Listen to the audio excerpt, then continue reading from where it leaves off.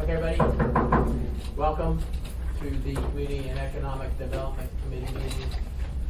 We'll go through, make introductions. I'm John Weddleton. Dick Training. Dave Whitfield with planning. Forrest Dunbar. Pete Peterson. Travis Jones, parallel 64. Francis McLaughlin, current planning division. Ryan Young, current planning. Amy Dubaki. Can I be honest, municipal clerk's office? We're going to start with that end. Sorry. So why don't you introduce yourself, Phil? Phil Steyer, Tree Collector. Daniel Fletcher, Ribbon Site Architect. And Neil, the last name. Lonnie Morgan. Thomas Gorman, Alaska. Lauren Dreyer, Alaska League. Brian Thorpe, Chris Escher, RC. Steve Durrance.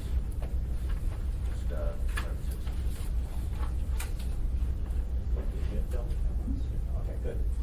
Thanks, everyone. We, for those who haven't been to these meetings before, this is a assembly committee meeting, so mostly designed so assembly members can have discussions amongst ourselves, because we can't do that. It's something we should do in public, when we do. And we invite applicants to come so we can talk about the issue and have direct input from you and from the staff. So what we've done is, as issues come up, as a certain case comes up, that person, this is Travis, would sit up here and we can discuss, and then when that person's done, the next one can come up.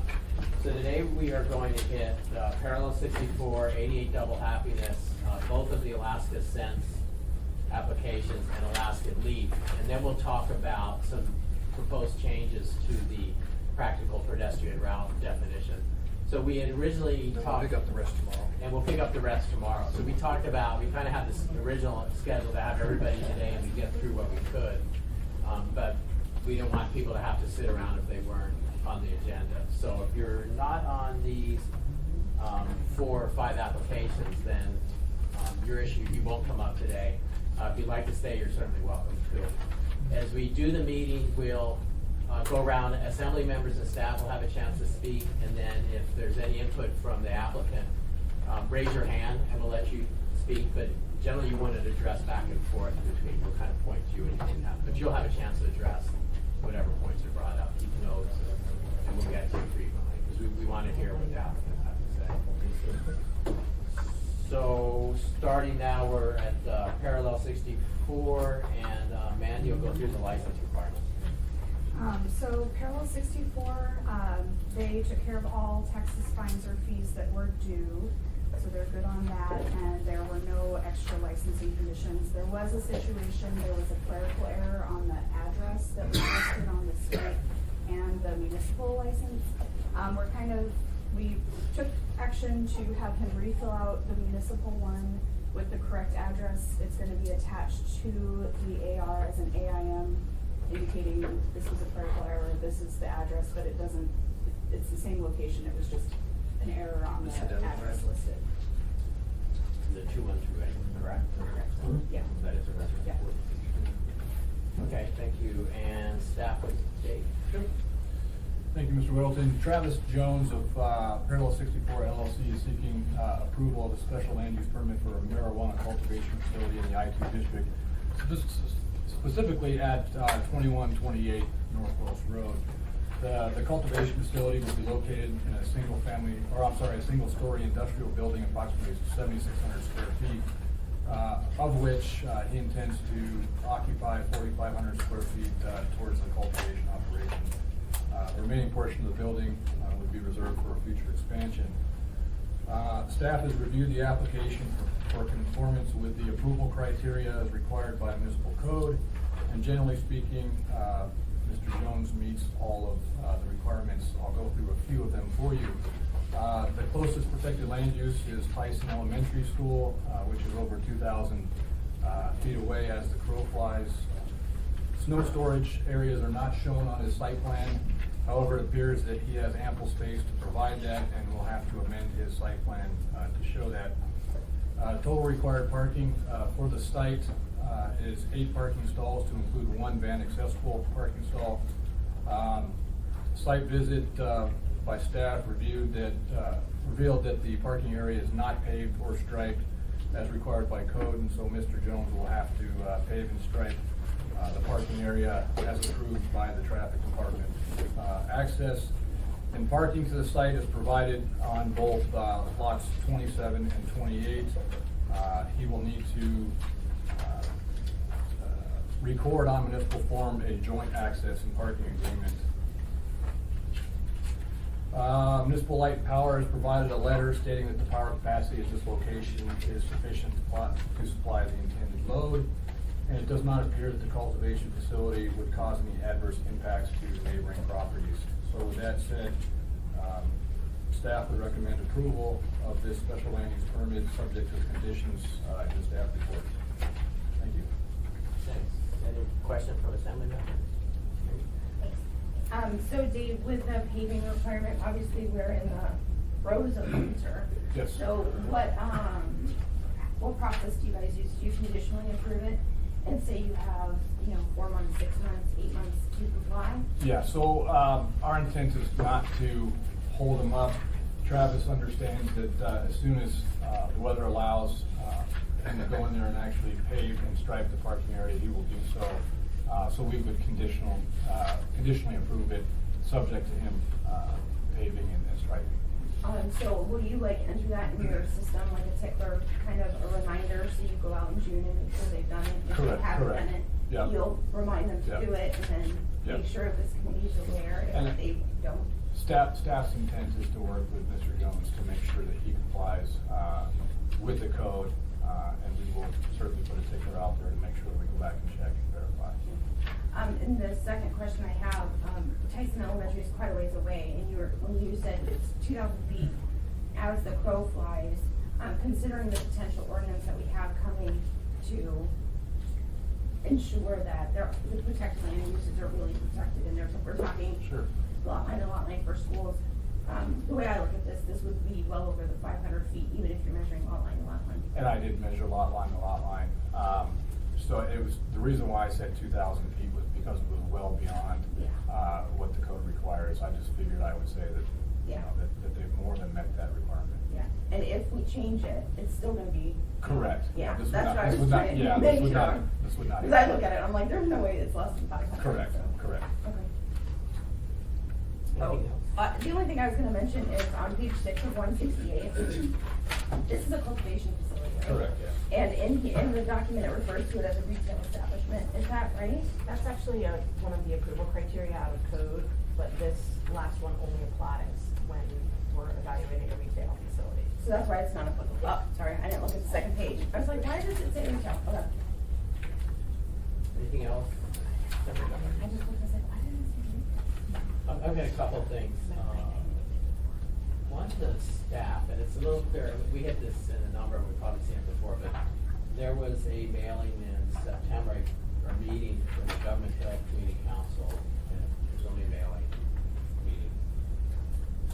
And then planning mailed in November, 113 notices, so the latest, planning sends these out to notice this process, Mhm. is that correct? Correct. And the public hearing, okay. And it was it the same criteria, the nearest 500? Correct, yep. Nearest property owners and residents within 500 feet of the property, correct. Okay. On at least, so you mailed 113, and then on another page. it So the said- reason for that is, code requires that both the municipality, the planning department, and the applicant mail to, all of the properties within a 500-foot radius of the petition site. So we develop a list of all of those properties, within 500 feet for the applicant to mail to.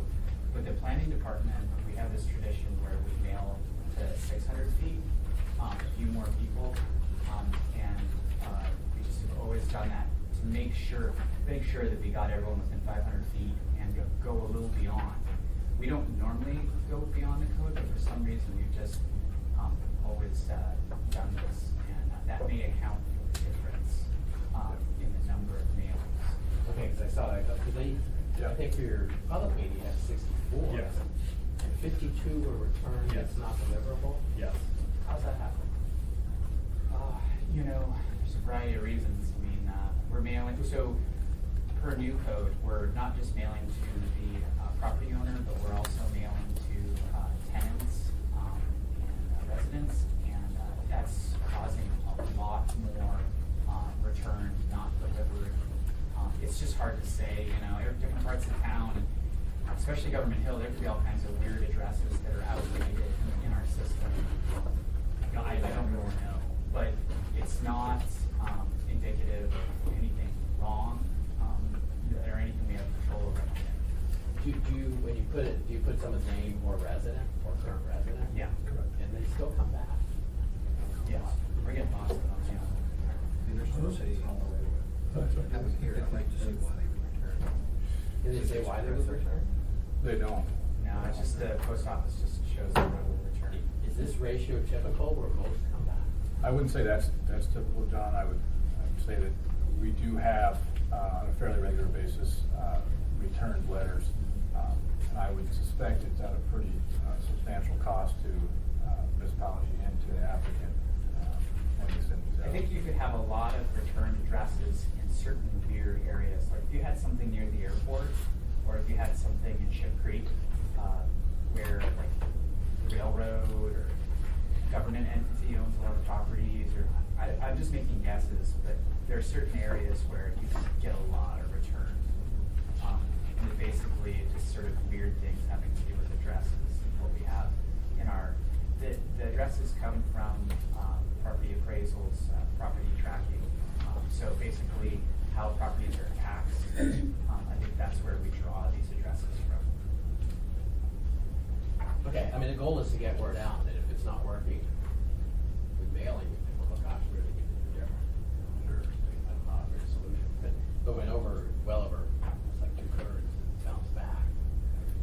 That seems a bit high. There's some comments in your packet. One is, and we've seen this before, on page 10, and I didn't have this document, I was going with the one online, so I think it's page 10 of the, probably the state application.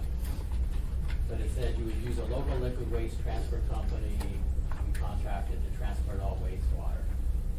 We've seen that on some applications, but not seen that it's relevant, and the water utility said we're good with what we've got. Is that an issue with your? Well, we have drawings going through planning and review right now for a tie into the city sewer. We're not actually tied into the city sewer at this time. That work is coming as soon as those drawings are through. I have to have the F1 occupancy sticker for the building, and that's part of that work that needs to be done. So this process, I've been working on this since March. So originally my plan was to put it in a holding tank and transfer it via transfer truck, but that's not necessary because we'll have sewer tie-ins. So this is an existing, but that's septic system? There was an existing septic system that they didn't really utilize. The building was pretty much used as storage. It wasn't really occupied, so. Okay. Did I hear a question from you? Yes, I want to make sure this is done into the water system, so this will come back to us in August. What's that, sir? This will come back to us in August when you come up for renewal, so I'll be asking you, I want proof that you put in the water system. Absolutely, absolutely. We have city water, we just are doing the sewer tie-in. And we have our plans, AWU's done a review. And It gives you enough time to get it done. absolutely, thank you. You'll have that done before you start operations? I have to have it done for my occupancy sticker, yes. Okay, Cor? Just, I apologize if it's in here, I'm just not seeing it. So did you get a chance to go to the community council, government? Absolutely, yes, there's They have a a synopsis of it, yes.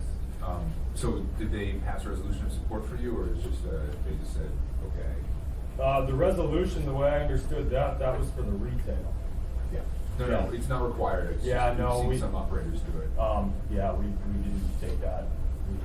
Did you have any, and again, I haven't had a chance to read through this in detail, I tried to go through quickly, but did you have any very negative comments? Not at all. Reaction? There were 40 members of the public at the meeting we attended, and it was pretty well received. We answered a lot of questions about odor mitigation and security, making sure we weren't going to be visible from the street, things like that. But there was no overwhelming protest.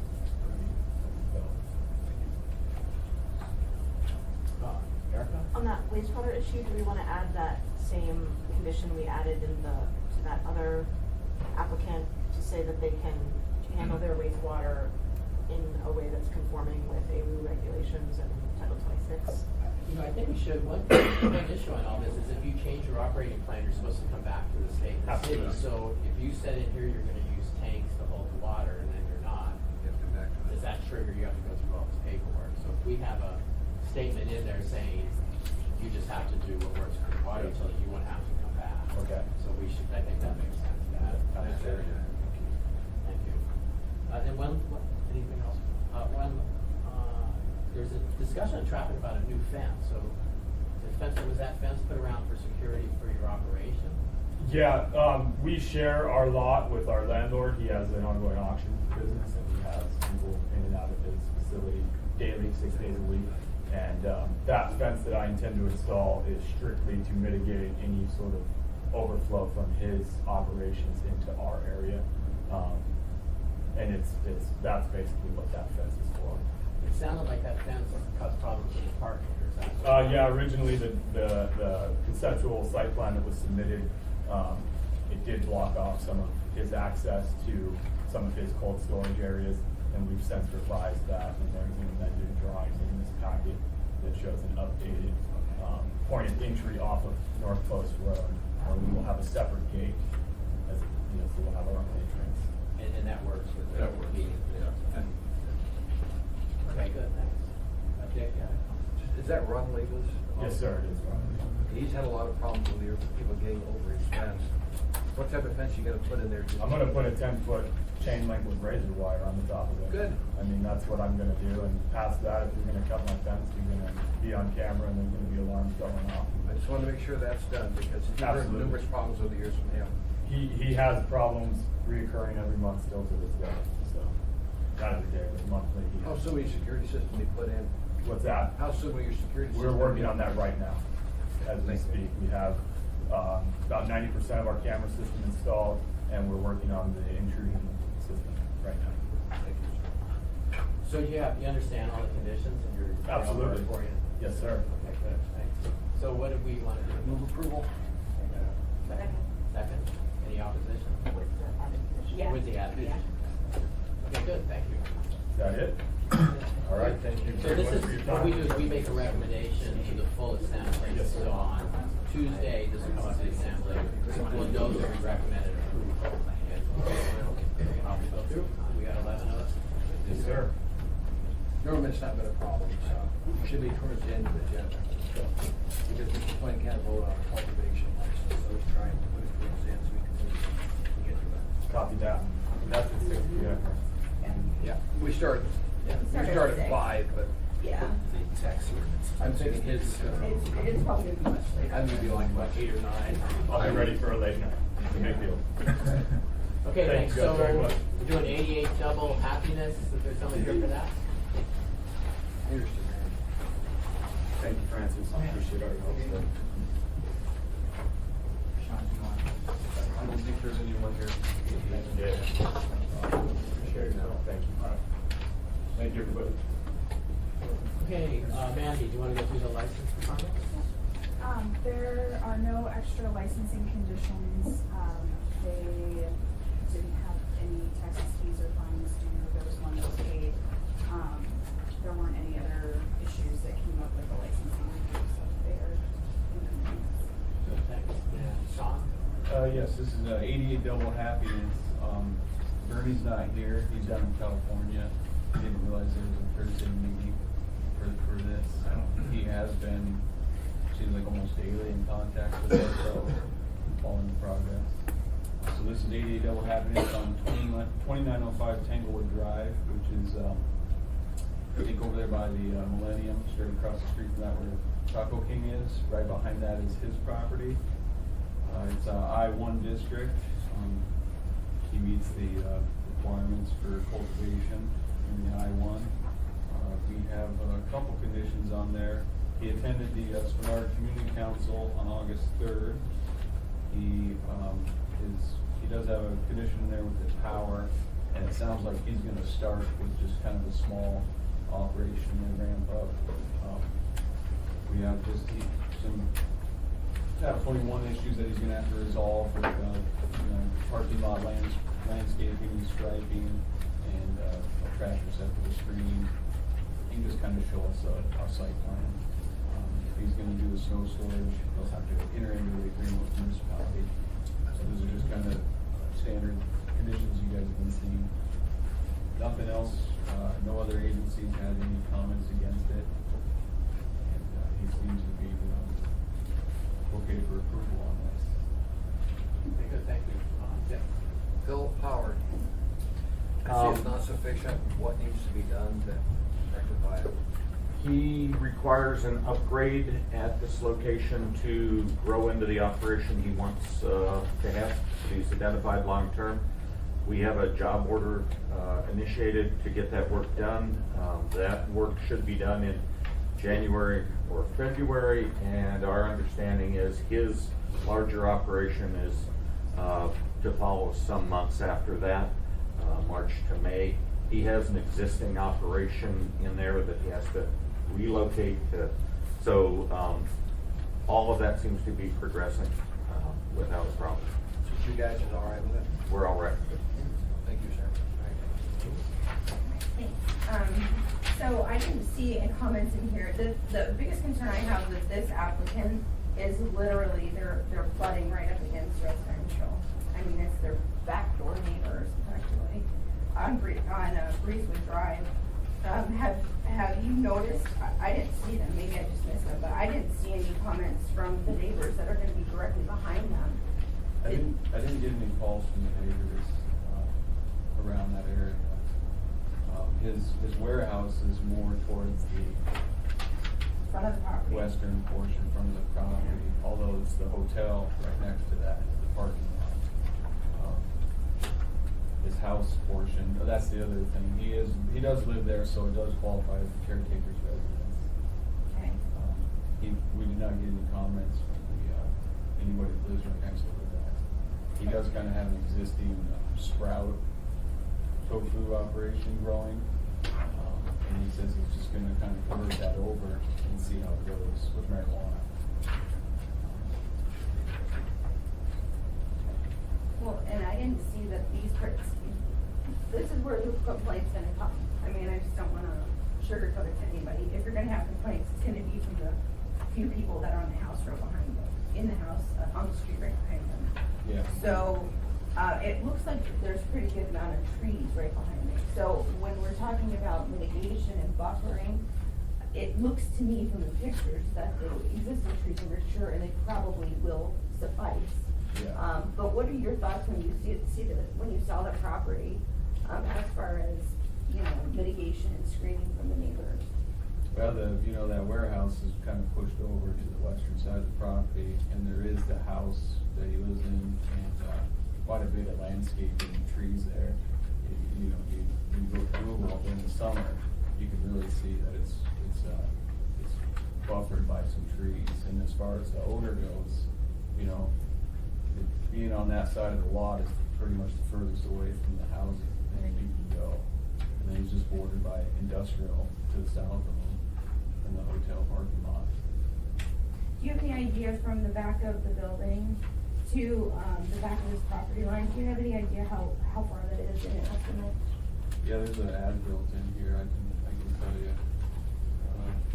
Looks about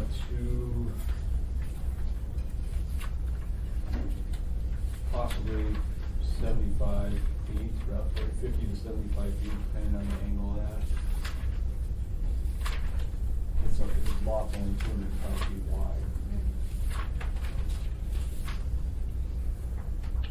What kind of, and forgive me, this isn't one of the applications that I know really history, but what kind of fencing is he proposing? Well, he has an existing wood fence and a chain link fence around it right now. However, on the western side there, there's an access easement. That's how everybody accesses down to the industrial portion of the property, south of it, for Greer Tank. So he wouldn't be able to prohibit access through there. He's just gonna rely on the security cameras. Yeah, I'm more concerned about the the residents behind him. Yeah, he does have a wooden fence buffer. It's wood between them. Yeah. Thank you, Mr. Chairman. I was reading through this last night, and he's been operating in this building for 30 years with the tofu and soy milk he's been making, et cetera. And so, and he lives in that property, he's been living there for a long time. And so, and he's not gonna put any signage up, so he doesn't think anybody's even gonna know he's switching. And so as long as he stays low key, I really don't see there being much of a problem.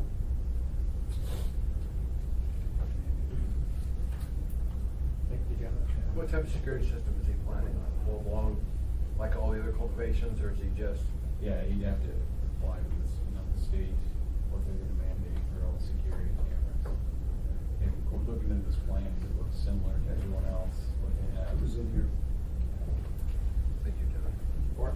So I did see there's one on page 175, you did get one response that says they're opposed. Is that from the residences behind, or is that, I guess I'm a little bit concerned if somebody from the hotel was upset as well. Yeah, I saw that comment, that seemed to be 175.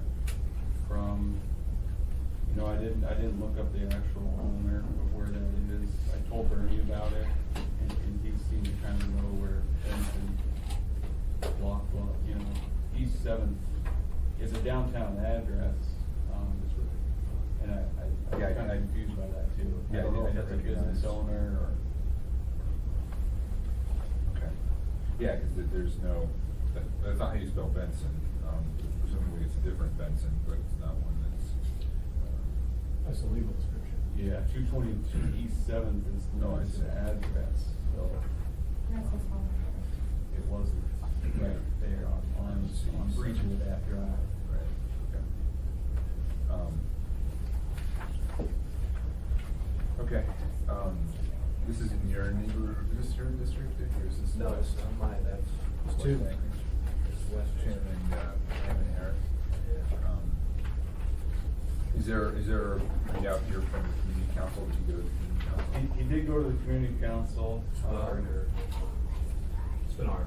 I was there when you went, and there wasn't any local opposition to it. None of the neighbors expressed against it. Bernie regularly goes to the Star Community Council. I've been there recently, 3 or 4 times, and he's been there. Someone was asking about security cameras on 85 to 86, Scott shows location for all the security cameras in the front of the head. To make sure Brady doesn't have any problems. Okay. Bernie can handle himself really well. I'm not gonna oppose the application at this point, but I think it's something that we, I didn't support moving to B3 personally. I think it's so close to residential, I think it increases the likelihood of conflict between the neighbors. And I don't wanna set somebody up for failure, so I'm always gonna be cautious when it comes to residential. Erica pointed out to me though, when we were talking about the Benson subdivision, it's, if you look on page 14 of 81, the neighborhood that's up in the upper right-hand corner, that's that subdivision. So somewhere in there is the property. So, with that said, they're gonna be up for renewal in a year, but if we start getting, this turns, I keep using the example, but if it turns into a rustic goat, don't be surprised if the application comes back before us, especially if we hear in the cultivation world, it's the odor that is probably gonna be an issue if there's an issue. So, I'm not concerned at all about, bringing applicants back if there is an issue with the community. And it's something that I will do in a heartbeat if I think we can mitigate an issue. So, with that said, I won't oppose it. But I think we just have to have that discussion and make sure the applicants, everybody knows, our goal is to make sure the community's safe and people have an opportunity to succeed. Yeah, I won't oppose it either. My problem is a little different. Hers, mine's a security problem. Having a wood fence doesn't do what I want to see done. So in a year, if we find there are multiple break-ins or thefts, I want to demand that they put something bigger on there, like the one guys just talked about putting a chain link and barbed wire around it. Because from the one, community councils I've been at, these people wanna hide. They don't want to advertise everybody where they're at.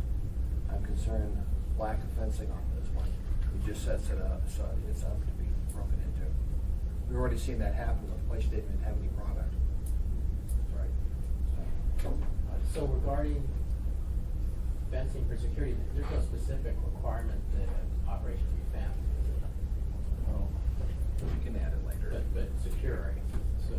Yeah, it's up to us to have a condition. Can I add one more thing? You know, and I don't know if it's helpful, whether it's, the department who's tracking these permits or it's the clerk's staff, since you guys work for the assembly, but I think as we go through these committee meetings, as these applicants license, attach their license, not attached to their license physically, but in your file, Mandy, concerns that are raised as we're reviewing that we're saying, you're hearing Dick say, I wanna go back to this, please make a note of it. So when, because there's gonna be so many applications, when we come back to it in a year, you can remind us, hey, you know, we had a concern about this, is it still a concern, yes or no? Because the chances of us remembering every single little thing, I don't wanna have to rehash it, I just wanna be able to say yes or no, it was an issue or not. Okay, that'd be helpful. I see, make a note, it's not coming back to us in a year, aren't they all on August 17th? Yeah.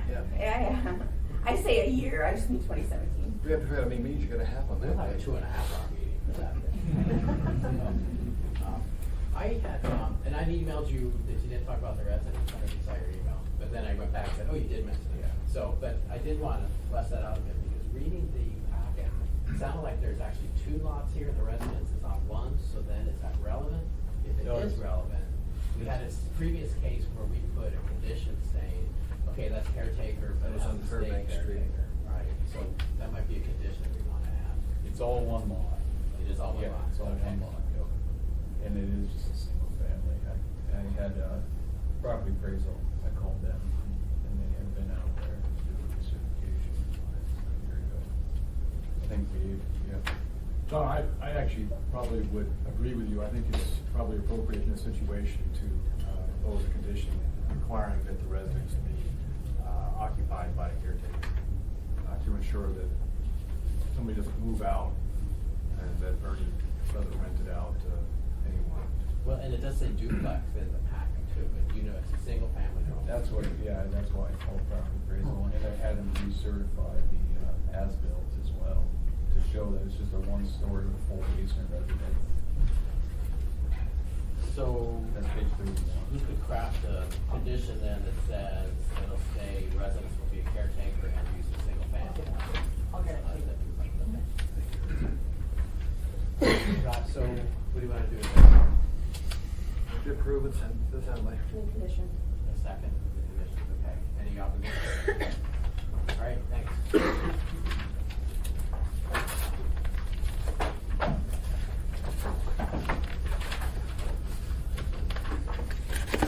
Oh, who's next? Alaska Sense.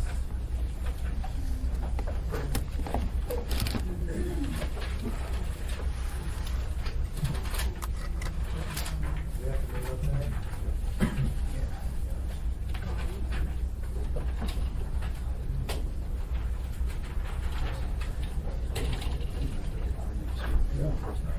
It's the one side street heavy. It's not three. Fine. Hi, I didn't catch everyone's names, can we go through real quick? I'm Daniel. Okay. I'm Smiley. I'm sorry again? Smiley.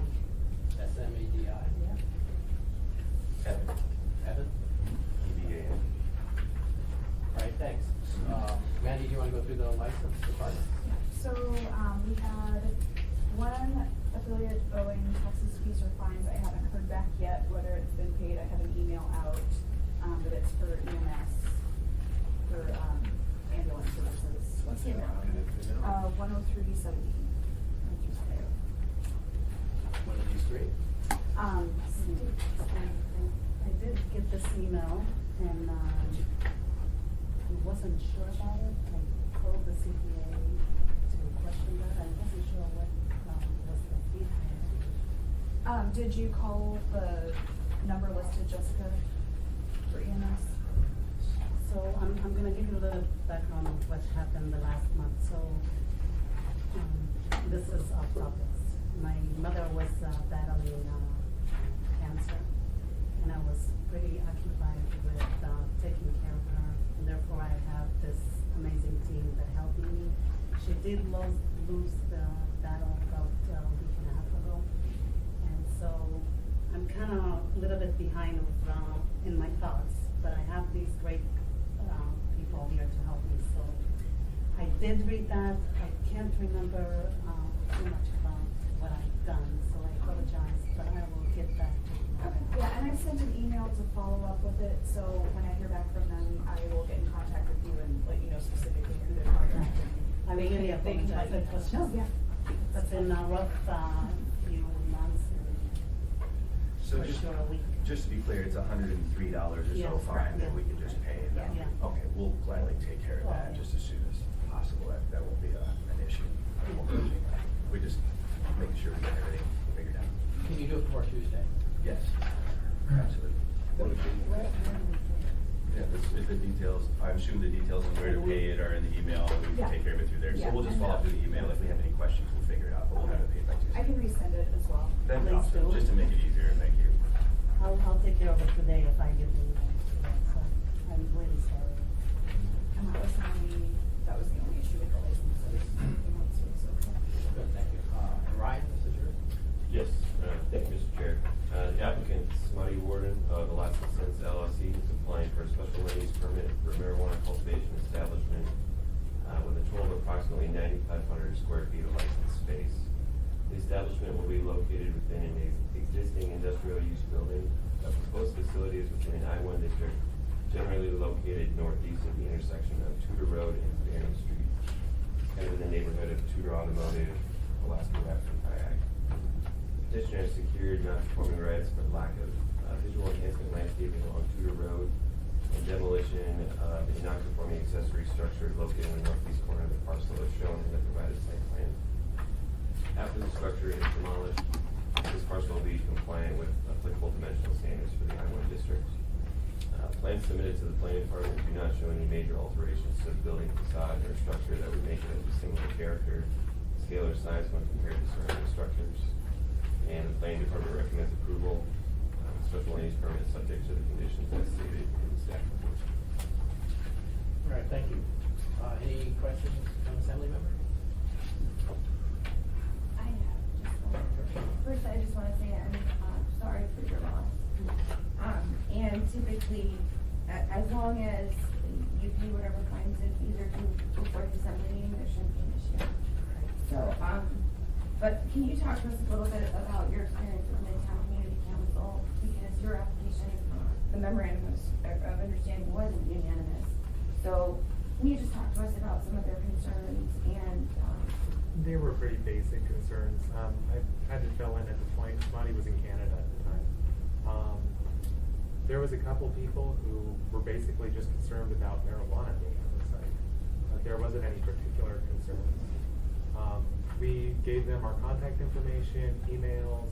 They never got back to us with any more specific concerns. I handed out my card to everybody who had an issue, emailed, clearly notified, and they never talked to us again.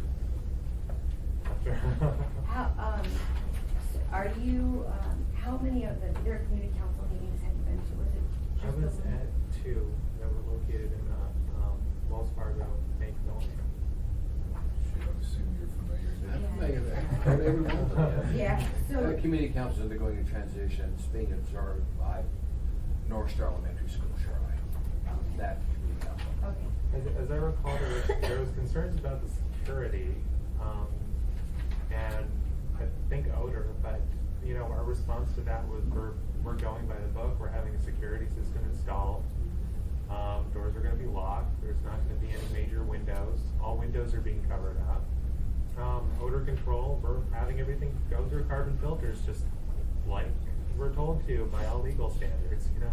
Yeah. And, you know, I wouldn't say those two votes are prohibitive of you getting a license, but, as you hear our discussions, often, your life would be so much simpler if you are, proactively engaging with your community council and the neighbors.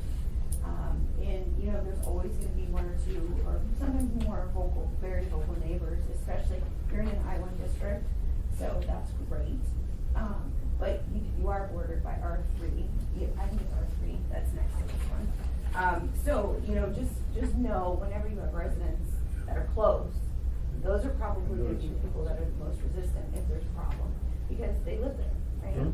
So, my recommendation to you is just be very cognizant of your surroundings. Obviously, it's in your best interest to make sure that your business operates smoothly, so I'm sure you will. And we're happy to work with anybody when it comes to this sort of stuff. We feel like follow the proper channels to try and reach out and solve anything that needed to be solved. And, you know, beyond that, we're zoned well, all the mitigation steps are in place, security, everything's really good. So. I didn't see anything in this application that, you know, raised great concerns with me. I'd like to reemphasize how, community councils are the only thing set in charter, that the assembly, you know, the federation is not set in charter, the councils actually are. So it is something that the assembly gives great weight to their input on. So that's why I just want to reassure people that, the assembly is when they make recommendations, they're just recommendations to the assembly, but their concerns are taken very seriously. So it's very helpful for any business who's operating, within a community council order to have a good relationship with the council. Thanks. Any other comments? Thank you, Mr. Chairman. So I was looking at one of the maps and it was talking, is there a police substation or something? Right behind directly behind our facility is a police kind of substation where they get their mechanics and Their retires and everything for the cars there. yeah, so it's really convenient because we're right there. Yeah, so there's a lot of blue and whites, parks in the neighborhood, which Yeah. is probably good for security. That's right, we welcome the presence. That's for sure, we're looking forward to working with everybody in here, so it's nice. You know, there's lots of police cars around there. Yeah, we'll take, we're happy about that. That's a good thing. Thank you. Okay, any other comments? So then you worked out with ML&P, they see three-phase, is that in process? Yes. Yes. How far away is the nearest new phase? Actually, right there. The design came from ML&B. They're installing it on the northwest corner. I think that it's right off the pole. It is right on, as I remember it, the pole is right on the side of the property and then it's been installed right over Right here. Okay, thank you. Okay, anything else? Yeah, okay. What do we want to do? Move it forward to the assembly for approval. I'll second With that. recommendation. Any opposition? All right, thank you. See you Tuesday. Thank you, guys, appreciate it. Thank you.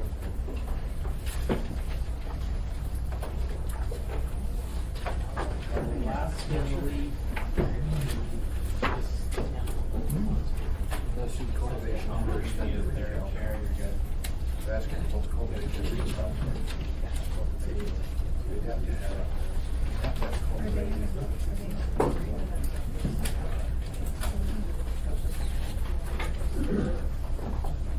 We got here.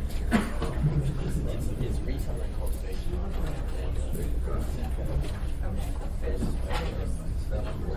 wanna do retail first? Yeah, I think if the staff can give us a report, just not both of them and highlight each of their specifics at the same time, I don't care. Francis, is this your? Yeah, it's basically the package. Essentially, one retail. We are on it, just doing goals right now. Yeah, that's a good idea. That's how I prepared. Okay. She owns the property. Johnny Church. She owns the property. Are you located on the right? Okay, Do I have to make it Lauren, disclosure? okay. So you got the ground rules here, we kind of discussed when styles and Wakanda, so don't respond directly, I'll kind of go like this, and I'll point you, give you a chance to speak. But you have plenty of time to address anything. Okay, Mandy, we'll talk about the license. Okay, so we'll do the retail first. There was no issues with licensing review. There are no extra conditions added on the license for the retail store. There were no taxes, fines, or fees that were pending. For the cultivation, they have added a supplemental document to their operating procedure. For cultivation, they need to have mention of packaging and labeling was added, and then, the signs, so they added that listed where signs for under 21 will be posted. Other than that, they have all of the requirements with license now that's added in. Okay, thank you. Francis? Yeah, so this is the Alaska Leaf. It's a business owned by Lauren Traeger. The location would be in a 5,000 square foot, approximately 5,000 square foot strip mall near the corner of Sonora Road and 36th Avenue. I sort of identified this as being a mall that has Milano's Pizzeria in it, and they would have one tenant suite among several. This tenant suite, Suite A, 960 square feet of it would be his cultivation facility. 360 square feet would be his retail establishment. The strip mall is bordered by the Penguin Trailer Court on the other side of West 35th Avenue to the north. And then he has commercial zoning and commercial businesses on the other three sides.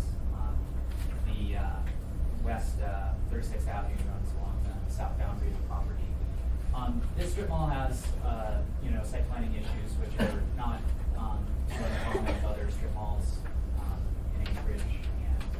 And so there are 4 or 5 conditions of approval that address all of those zoning code site planning issues, would resolve those issues.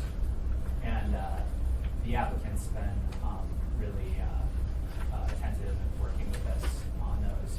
The conditions of approval are worded to give maximum flexibility to solve those issues, because in some cases they may not be an issue, and sometimes the lack of information necessitates a condition of approval. But for instance, there's a condition of approval to resolve the traffic, that there's adequate parking lot lighting. It's just because traffic hasn't been out there to check it out, or this was news to the applicant that he would need to have the lighting fixtures, the lighting information provided to traffic to review, make sure there's not light trespass or glare on, has adequate light illumination of the parking lot without creating glare to the cars on 36th Avenue.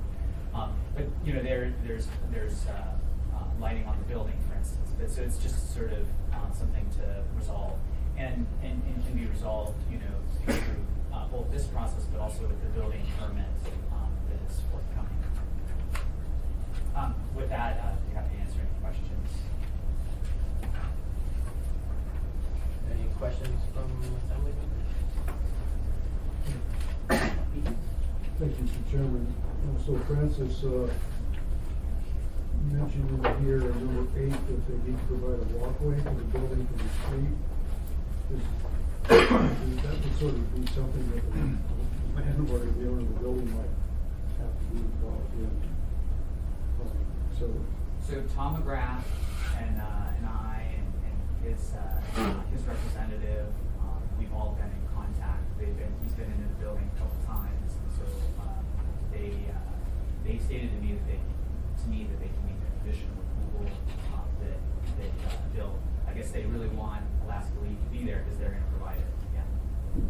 Well, so obviously, if they need to build a sidewalk, they're going to have to wait probably again until spring breaks to do some of the sidewalks. Well, in the same way that this will be handled in the same way that Dave's case was, the development season, for landscaping and paving is limited to summer, right? And so we have a process that we regularly do to address that, where they get a conditional certificate of occupancy, and then have to do that when the season would allow.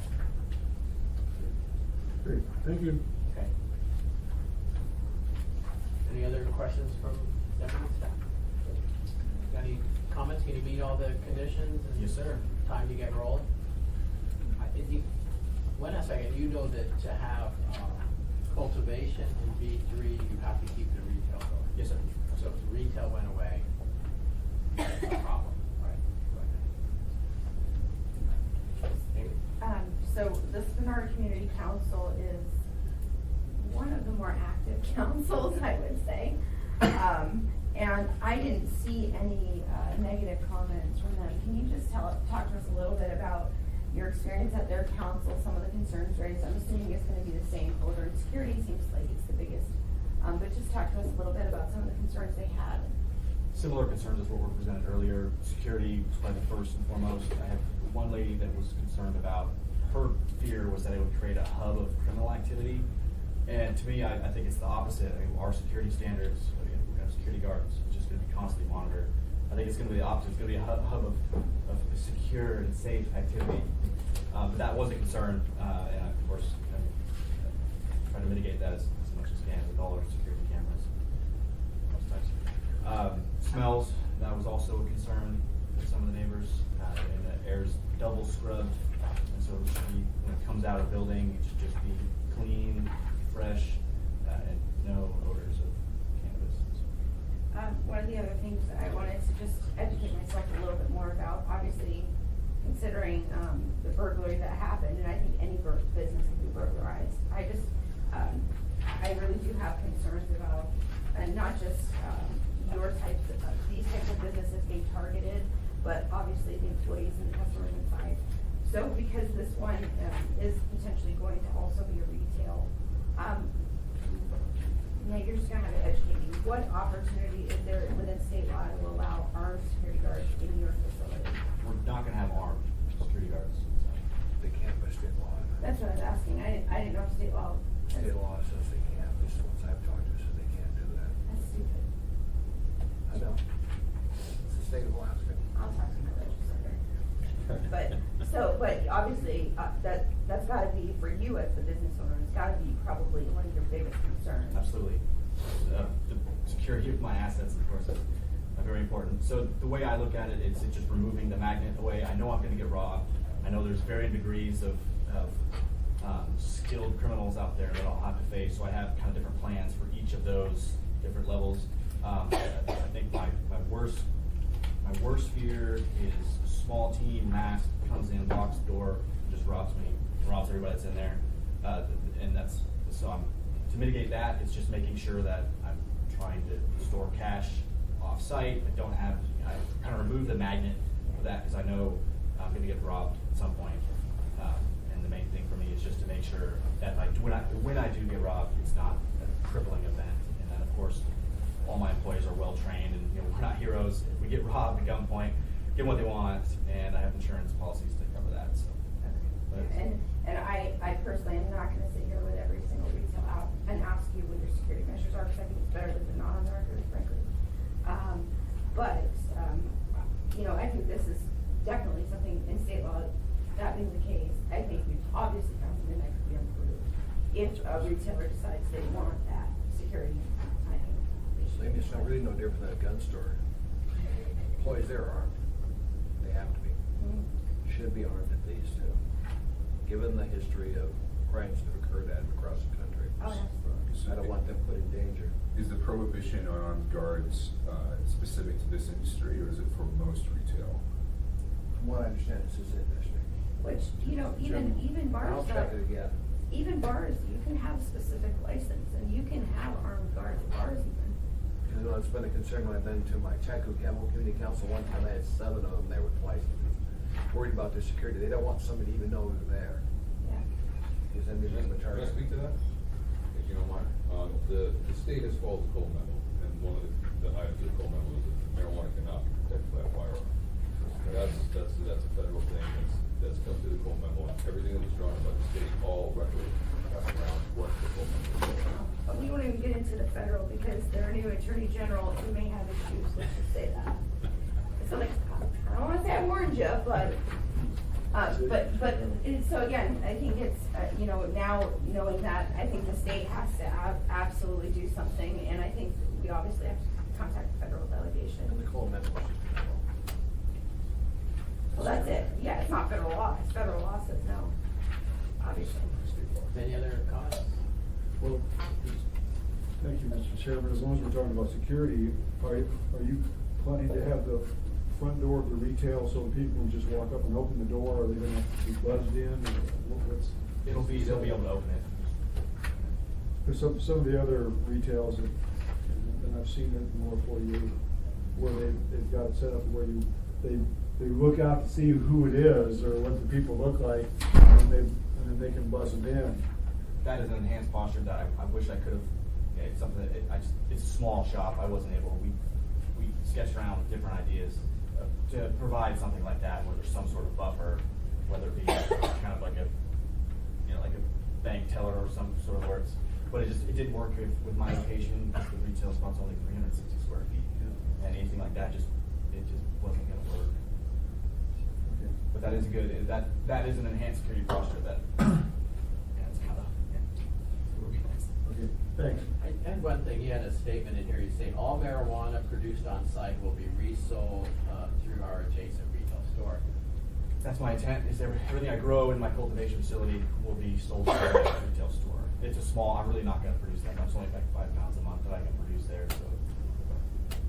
I'm gonna have to buy wholesale to stock my retail store, I won't be able to keep up with that. So if that changed, does he have to come back and change his plan? I mean, you're- I'm sorry, I haven't read the application, so I don't, so if he ever produces more product and then wants to wholesale that to someone else, yeah, I suppose that would need to change. Just be warned on that, because it's not required that you only sell through your retail store, but if you change your operating site, you have to go back to the state and the city, it's just more paperwork for you. And you may find that that's the case, you have the special one that everyone wants, and you get top dollar. But I don't know. I'm not retailing. Don't restrict yourself too much. Okay. Anything else then? So, what's the decision? Move to there? approve. Okay, any opposition? All right. So that's, and basically we're talking retail and cultivation for that. So that's our recommendation on Tuesday. Okay. Thank you. Thanks for being here. So that's it for me. I was gonna say, I know. Then we're meeting what time tomorrow night? John, are we talking Tomorrow about? night, but we have the tractor pedestrian route. I know that, I was just wondering about tomorrow. Tomorrow, 9 o'clock for anybody for the other cases coming up. And possibly a continuation of the practical pedestrian route.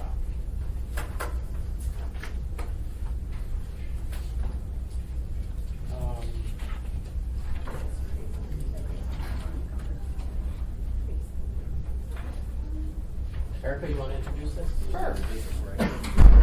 So, Either. you may recall that at either your last or a recent assembly meeting that you adopted or accepted an AIM that clarified the assembly's intent regarding how to interpret the phrase shortest practicable pedestrian route. And within that AIM, there was some intent language that required code amendments to implement, and that was, so the issue was that to measure the shortest practicable pedestrian route, you decided that if the street that was being crossed was a major arterial, that you would require the route to go to a marked crosswalk, which is usually at a light, rather than just any sort of intersection. But the concern was that did permit a situation where you would have a marijuana facility directly across the major arterial from a protected land use if the light was far enough away that you would have to go, more than 500 feet to kind of get to the light and across the street. And the concern was that really didn't meet the intent of having a separation. So to mitigate that, there was agreement that there would also be a 200-foot lot line to lot line separation between marijuana facilities and protected land uses. But that can't be done through the interpretation of shortest practical pedestrian route. That needs to be put into code. So we have now a draft ordinance that implements that intent. And so starting on page 2, what it does is it sets out in 2A a 200-foot lot line to lot line separation, and then in 2B, Mr. Weddleton was also very concerned that you could have a situation where the,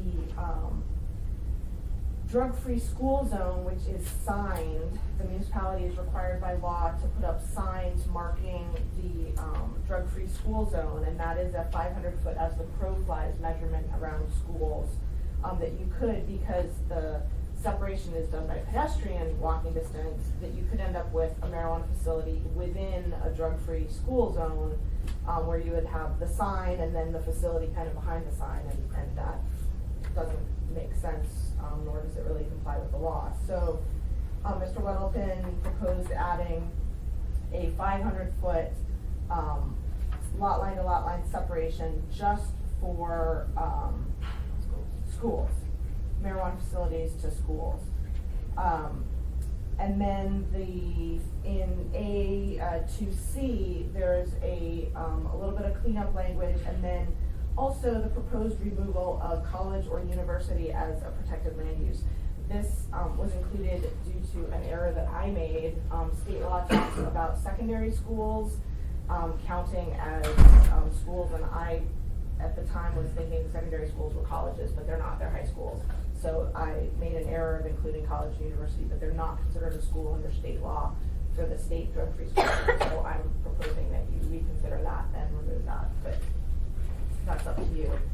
On page 3, in around lines 35 to 38, this is just some cleanup language. The things that are mentioned in F little I that are deleted, they're covered under on line 43, so it's just was redundant, so that's some cleanup language. Same with the top of page 4.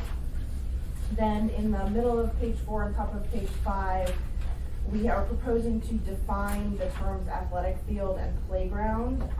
The planning department provided feedback that there was some difficulty in determining exactly what these terms meant. For instance, there was a situation where there was a hopscotch court painted on some asphalt. It was faded. That was the only thing in this asphalt area. Does that really count as a playground? We, weren't really sure. So we worked with the Parks Department to propose these definitions. And so athletic field is proposed to have to be distinctly marked, developed and maintained to be used for a sport or a game. So a open field on the park strip where people may gather to play pickup soccer, but is not actually developed and maintained to be a soccer field, would not count as an athletic field. Additionally, a field where people drag in some soccer goals, once a week and play soccer, but then take them away again, that would also not be an athletic field because it's not maintained. It's not maintained as a field. It's just used occasionally.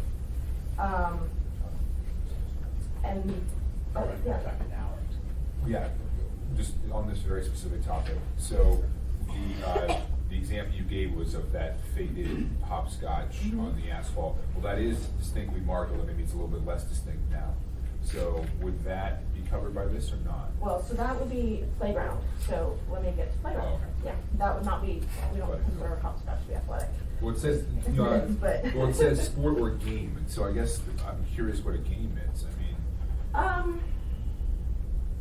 Yeah, I wouldn't want somebody to say, well, we're playing, we consider our ultimate frisbee to be a game, not a sport. So if we didn't have game in there, so then they would say, well, we have this, I don't know, I guess you don't really see marked ultimate frisbee fields, but say you did, someone says, oh, we're just playing a game. I didn't want someone to try to use that language to avoid a marked athletic field. But if you're not comfortable with game, we can take that out. No, I am. It does leave it open to, there are a lot of interesting games that aren't sports that people do, and I'm wondering if we're going to inadvertently shut down some areas. But, I think it's probably pretty, we'll cross that bridge when we come to it, so I have no problem with gaming in there. Yeah, chess is a good one. Chess is a good example. I think LARPing. You know what LARPing is? Yes. Okay. But usually not, they don't usually have distinctly marked areas for that. Actually, I guess, that is an important issue because you have the chessboard in Girdwood right in the town center, which is right next to one of the retailers we improved recently. And it's maintained as a chessboard, with chess pieces. It's true. Could take out game. Well, but isn't chess a sport? I mean. Don't lose Smith. If you're LARPing it, it is.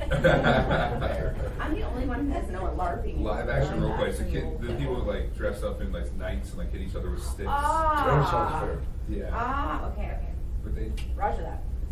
There was a lot of pawns doing that. Never done a lot of LARPing in my time. That's interesting though about the chess and the town square. Yeah. Which we had discussed, and we said, no, that doesn't count Yeah. at that point. Yeah, so maybe we need to take out game. Well, but was the term that we're defining here athletic? Wasn't this, you're talking about athletic fields? Yeah, this is, we're not a So, playground. so board games are not athletic fields, right? I would I mean, that's a common sense. I wouldn't put one in. I think we could just I would probably think stay organized with sports would be a better. an understanding of what an athletic field is, and it's not, chess. So does that mean game stays in or game goes out? Well, I think Eric is correct, and, I mean, look, I don't mean to Shanghai the conversation, I don't have anything really to do with this, I've written it, but it would seem to me that common sense would sort of dictate that athletic field does not involve the sort of chess things. But Eric is right to use game and sport to sort of encompass all of these things that, so people do bicycle polo or something like that, and if they say, well, that's not a real sport, but that's a game or something, like, she's right, that it should, you want to capture all of these things if it's a developed athletic field.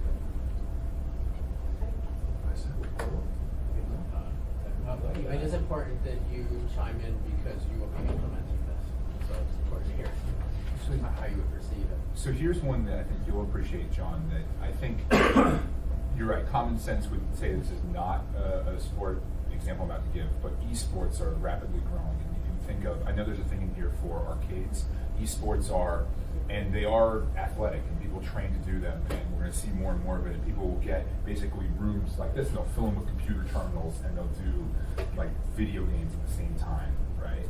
And I don't think our intent is to make those a protected use, right?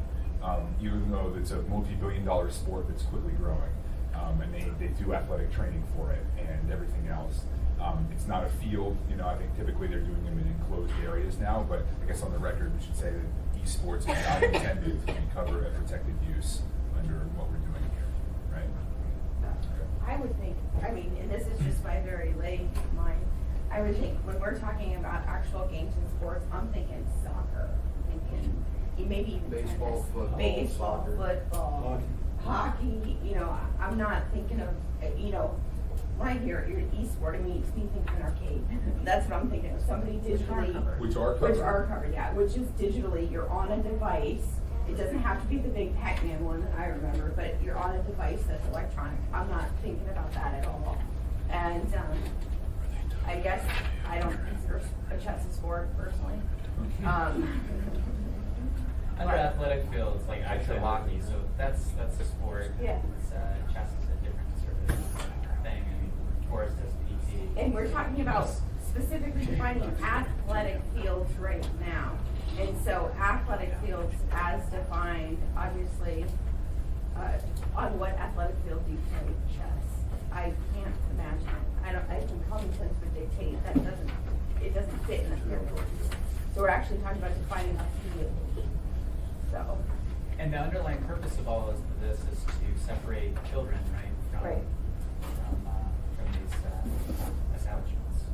That's the whole sort of purpose of this. Can we go to the playground? We actually had a comment here too. Erica does hockey rinks, so I'm thinking like pond hockey or lake hockey where people have created a makeshift hockey rink. Are we including that into here or not? Or does this have to be like an organized My intent was kind of like the hockey rink that's on the park strip or hockey rinks that are on school grounds, although they're already covered by being at a school. So no, I wasn't thinking of. Something more permanent, right? Yeah, that's temporary, that's just like seasonal, temporary. Okay, so that's not something that we're.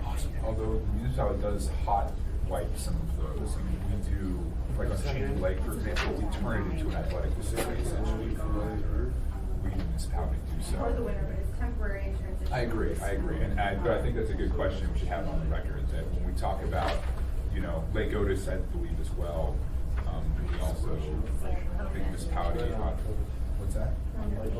It's called Spinard Lake, the little lake that's actually like. That's like a. Yeah, so I think that somebody does some hot wiping there, and I know the municipality does hot wiping, on Cheney Lake. We're talking, I think our intent is permanent improvements on a particular parcel. Yeah. So that might be good, that language. She's writing right now. I can smell the years of work in it. Well, we might also actually get some intent in here then, because are we talking mostly this kind of field that attracts kids?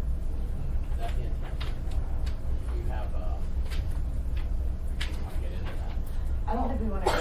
I think it's better to leave it like specific as to And like what a about- permanent improvement, not something that's transitional or seasonal. What about? I don't know though. The problem is that everything is either a summer sport or a winter sport, so everything is really only half the year. And when you create a soccer field, you're putting down, you know, the chalk markings, and you're putting down goals, and it may be there all summer, but frankly, it is basically gone in the winter, but it's still a field. But the field though, the turf is still there, or the actual, whatever is still, there's been some sort of permanent improvement made, whether it's planting grass to define the turf area or the field area.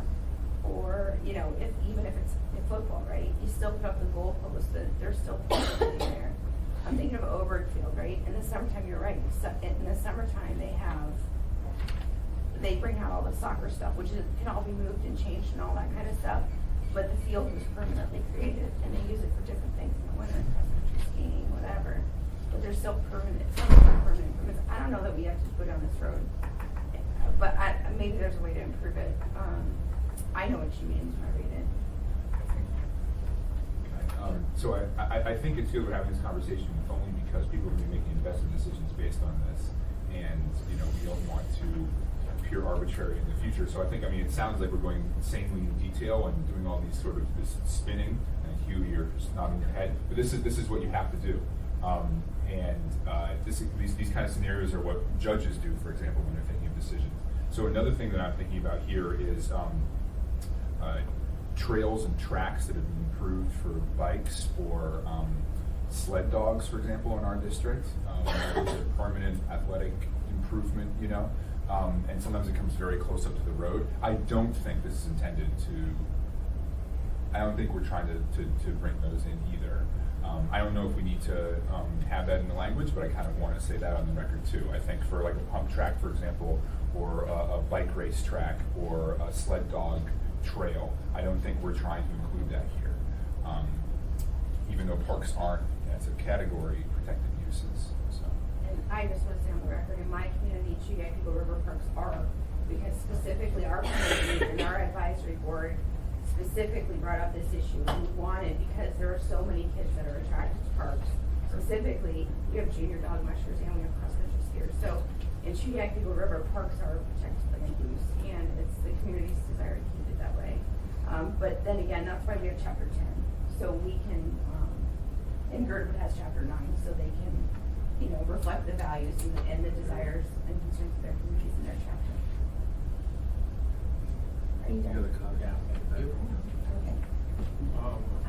I'd like to provide a little bit of a different perspective, kind of macro. Less is more.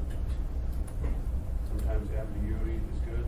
Sometimes when you try to specify down to the nth detail, it has a lot of unintended consequences, and all kinds of situations will come up that you aren't even aware of. You've already addressed some of them here, but Marv, things change. That was the problem with our previous Title 21, which was very specific for 1950. The world changes. The big picture is that last April, they adopted ordinance, and it said, it had these protected uses, and it had practicable pedestrian route. That was fine, probably. Could have left it at that. We had a bad interpretation from the Muni, which basically interpreted that you could walk across major arterials. That was left unaddressed all summer long.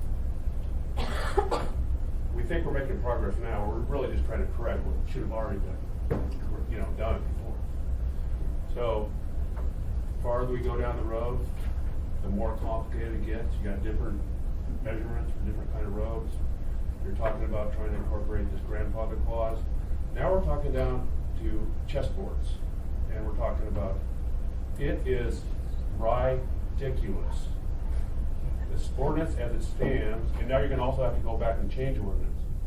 The ordinance as it stands would have been fine, but the interpretation would have been, practical pedestrian route means people, and they're all zoned commercial, so they're all in commercial districts, all of these, people will use marked crosswalks. You've got something. I've got a greatest client in the world. He's been paying me $2,000 a month all summer long for a building that he can't even apply for yet. And once again, we thought we had something last Tuesday or the Tuesday before. We're still dealing with this. It's punted down the road. It is patently unfair. The other thing is, these people that come up, these mystery people, these mystery people, you guys are always protecting them at the last minute. But we're part of the community too. Landlords, marijuana people, they need fair treatment and they need protection too, and not seen as some outsiders trying to do something. We need, the policy should lies with the assembly. It doesn't lie with the mayor's office, it doesn't lie with the employees. You need to make a play. You need to quit screwing around and start talking about these details. That's it. Thank you. Hugh, we really appreciate your comment. But I don't mean to be rude here, but we haven't even gone through this ordinance, and when we're talking about a specific issue or specific ordinance, it's very helpful for us, sorry, my phone's going up. It's very helpful for us if you give constructive comments to the specific topic at hand.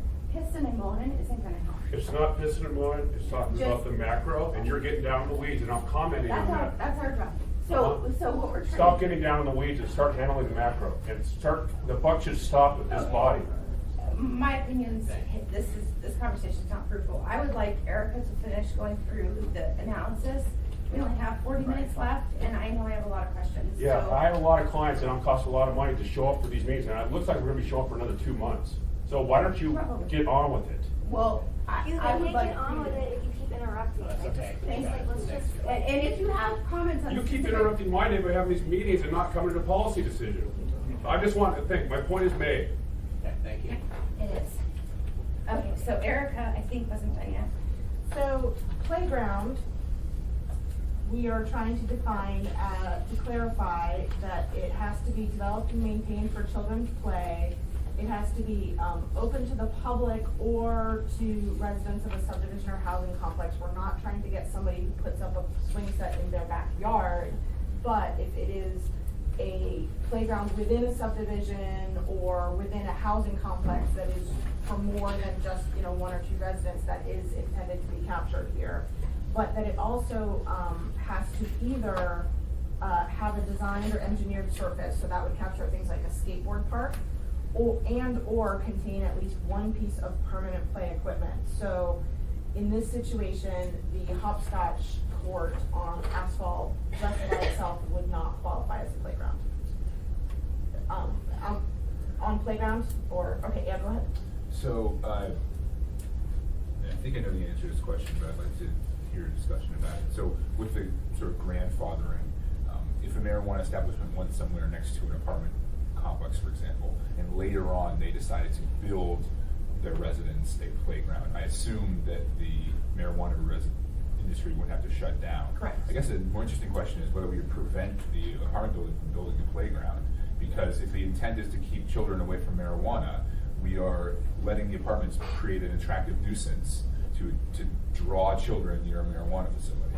I mean, it's the same way that we've dealt with the separation between, alcohol establishments and churches and schools. And if a church comes in next door to a liquor store after the liquor store's already there, then Childcare, it's, yeah, or whatever, then It's kind of like they make the that's decision knowing the way it goes, Yeah. yeah. I'm sorry, Erica, but, question, and I think you've answered it for me before, but, because marijuana businesses aren't renewable, each new applicant is not like transferable the way alcohol is. So if, you know, if I owned a marijuana establishment and I decided I'm done, I'm gonna close down, and somebody else will sort of take it over, they'll have to come through and apply for this process. How would that be treated, because they're not, are they grandfathered in that way? So the person who has the approval is grandfathered. But yes, if they decide to leave the state and they're trying to sell their business, the next person is not guaranteed that. So this is a little bit different than your traditional grandfather in that they run with the land. Correct. This runs with But- the person. Right, but it's not shutting any approved licensee down. Could be a challenge. Yeah. What's the And I value think of it? that's something, when we start getting down that road, it'll probably happen in a few years, that the assembly would have to make consideration on a case-by-case basis. Because what would happen if, you know, somebody has a small, like, the one of the ones we saw today, 360-foot square foot retail facility in a cultivation, and he decides he's gonna retire in Hawaii because he makes so much money, and then, you know, they decide to build a big elementary school next to it, right? And so in 10 years, I think that would be appropriate for the assembly to consider, because the assembly might say, you know what, it's not really appropriate to be right next to an elementary school. But I think that would, I mean, the assembly would have leeway. I think they could, just like the assembly does with anything else, I mean, if they decided it was still appropriate, I think they could still grant it. You give a variance. Yeah. What's your I think the state issue as well, unfortunately. Well, so a school, I think, is one thing, but if one of the other private uses came in, like a daycare or a church, are those also state, those are both state as well? Is there any Church additional? is, daycare is not. So daycare or playground, is playground state? Yes. So we just have to take a case by case. Yeah. So the amendments in section 3 on pages 5. Deanna, did you have something specifically to that point?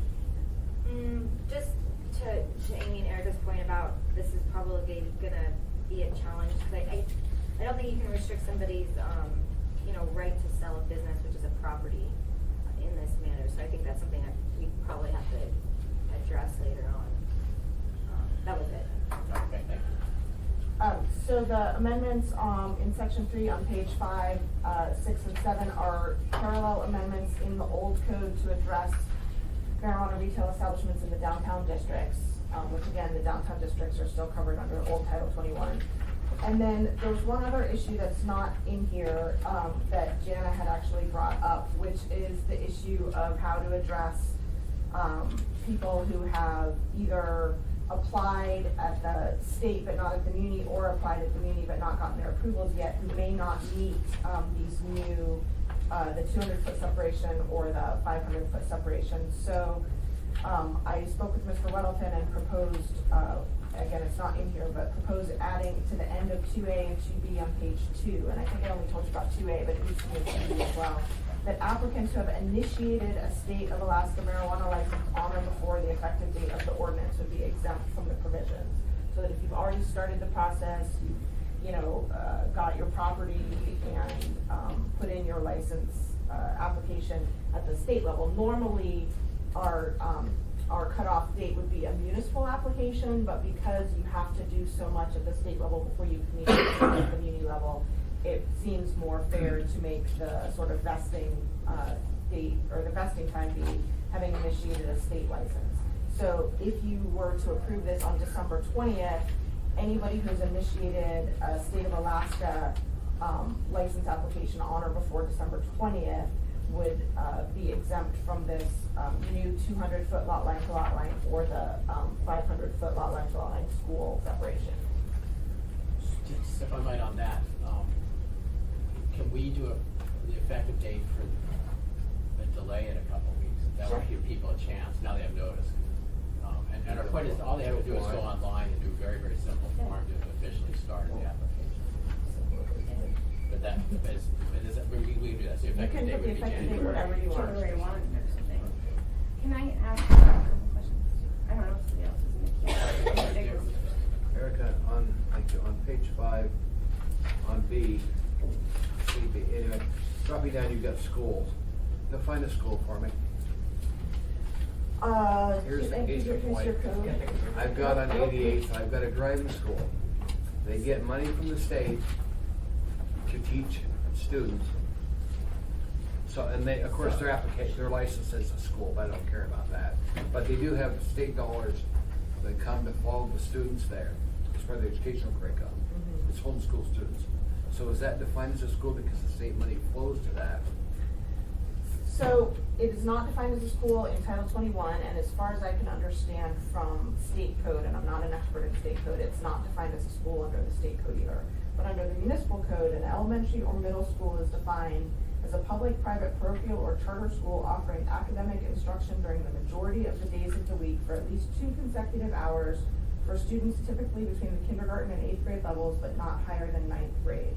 This classification includes the terms junior high school and intermediate school. Preschools that are associated and co-located with elementary, middle, or high schools are considered to be part of the elementary or middle or high school. Preschools without such association and co-location are categorized in this title as child care facility.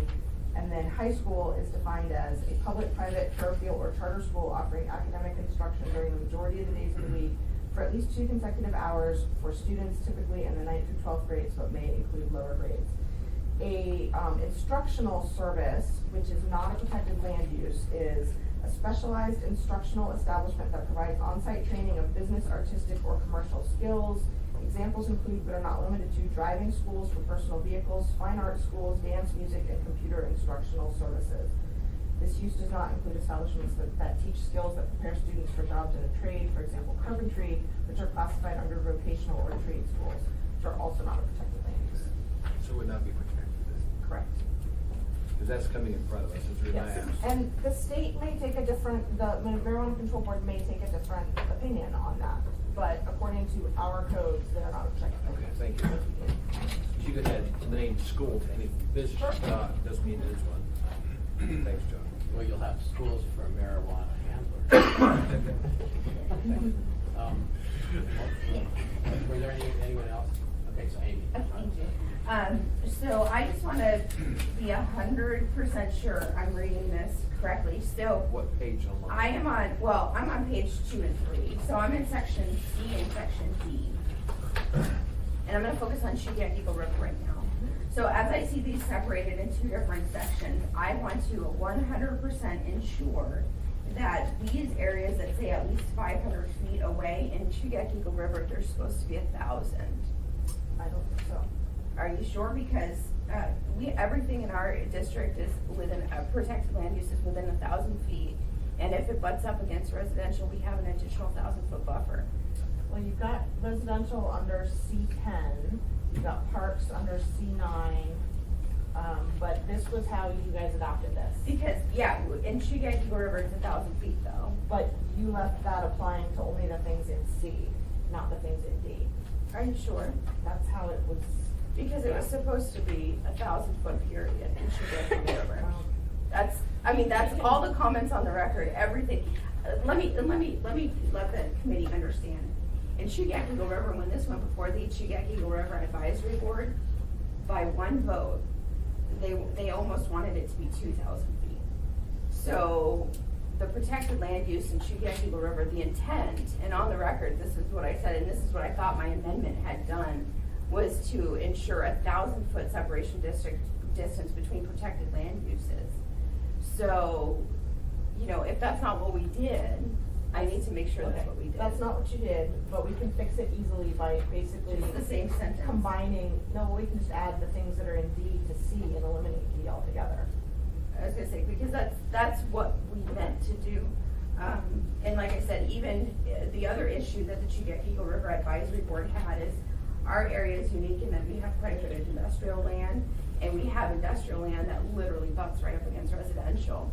So they wanted, in order to mitigate potential conflicts with neighbors, they wanted to make a transitional zone too. So in some areas where that happens, You have your typical 1,000-foot lot line to lot line, but there's an additional 1,000-foot basically buffer zone that was created in Chugack Eagle River. Because that's the one thing they don't want is to have businesses start up and then set them up for failure. They don't want to have those conflicts with neighbors. So it's one of those things that we meant to do. Well, so, and this is pretty major change in some regards. Is it, I guess, why was it separated in here? Like I said, that was never the intent. The intent was all protected land uses in Chugack Eagle River were 1,000 lot line. And if you go back and you listen to the record, that's exactly what was intended. There was never any intent for there to be a 500-foot. It was supposed to be 1,000. So when the vote occurred on this, that was the discussion. Should have been reflected Yeah, in here. exactly. Are these, I mean, some of these protected uses come from the state and some came from the city. Is that what the difference is here at all? Or No. just a mishmash? We don't It's have kind of a mishmash. Well, in Chugack Eagle River too, when I'm looking at this right here, where is it? Is there parks? Because we even included parks. Yeah. Yeah, so, I mean, you could see there was a lot of thought from the advisory board as far as, you know, this is what they wanted. And then on the floor, when Patrick changed it to 500 foot, and that's when you start to see the difference between chapter 10 and the rest of title 21 is just to reflect the different communities' development desires. Where's Park? 9 at the top of page, the very first thing on page 3. Well, we're just okay. Just Chugack Eagle River Parks. Yeah. So my intent is just to clean it up, because that's what I said, when I read it, I was like, why are they changing that? Because my understanding was, it was 1,000 foot. It sounds like there was some mix up when it was first adopted.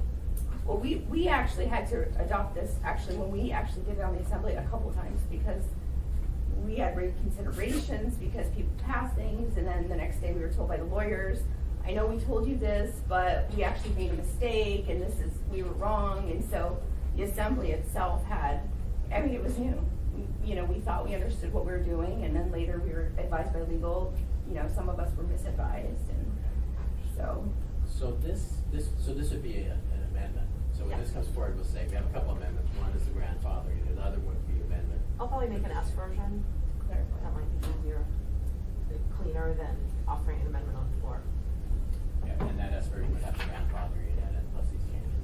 Be a cleaner way to do it, John. I think just often, so as a committee here and others, what's your sense of those changes? Is that something that when it comes forward?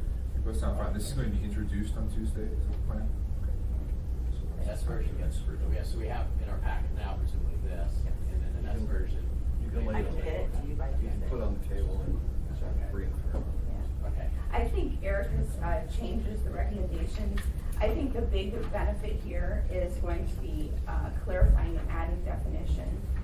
Because as some would say, is leave ambiguity, but I think we've realized already in multiple applications that the staff's asking for clarification so they can have consistent guidance, I guess. And so I personally think it's better to have these discussions, like Horace said, when we're having them on the record, we clearly mean, we don't mean a little hopscotch thing as a protected land use. I think it's helpful to have those conversations and to add clarity to the conversation. This won't be the first time I'm sure this is gonna happen.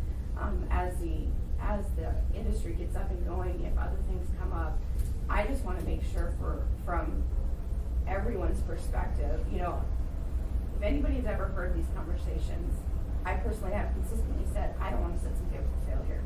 I want them to understand going in, and for us to be, it doesn't matter if they talk to Dave or Ryan, they get the same parameters for everybody, and I think that's what's helpful, because the last thing I wanna do is make somebody go through this entire process, and then all of a sudden there's this confusion, and then they're set up for failure. So I hope we are creating clarity here and not the other way around.